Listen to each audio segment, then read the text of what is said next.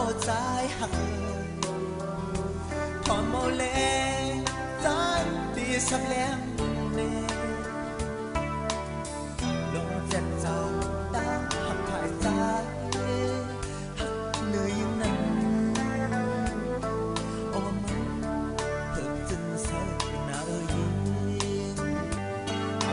mi chẳng yên có lời ta đi cu má đến đang yên lại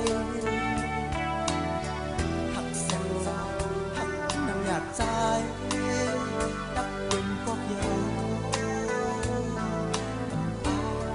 cắn thẳng thề xuống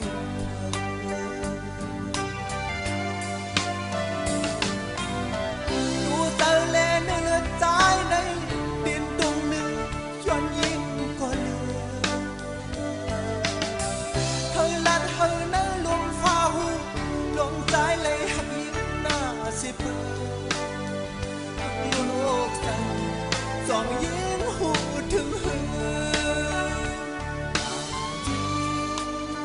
khơi xưa khơi bì mai đón đi đứng đi yom cu loความหลับตา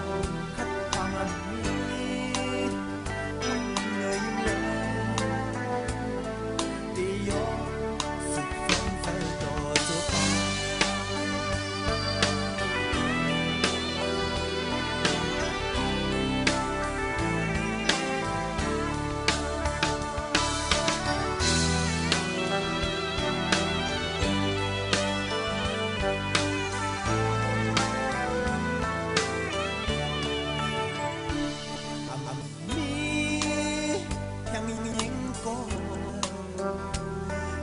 để buồn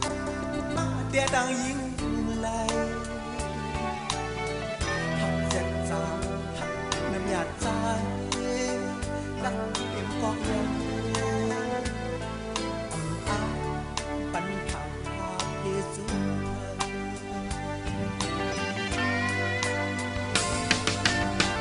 tu giờ lên nước nước trái đây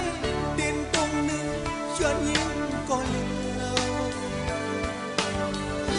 lát hơi nở luôn pha hu luôn trái lấy hạt yên na xếp hạt lúc sang dòng yên hu thương hương ta yên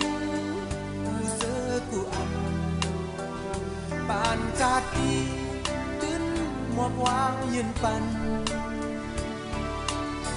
quan khắp hoàng mi